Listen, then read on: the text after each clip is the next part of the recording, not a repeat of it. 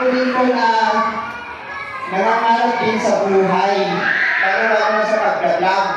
Noon po is pangarap ko talaga maging vlogger, pero sabi ko sa sarili ko, paano kaya? Kaya tinay ko po na mag-vlog. At ngayon pa is nag-boom naman po na 51K followers naman po ako. Balang content ko minsan is nag-drawing, hindi po talaga kasi yung ginagawa ko, parang part-time din po. Balik po, bago po ako naging vlogger, nagtrabaho din po ako sa LGU. Kaso lang po contractual. Alam niyo naman po pag contractual is pwedeng malis. Kaya naghanap ako ng ibang way, kaya nagsasideline ako nag-drawing, tapos nag-vlog,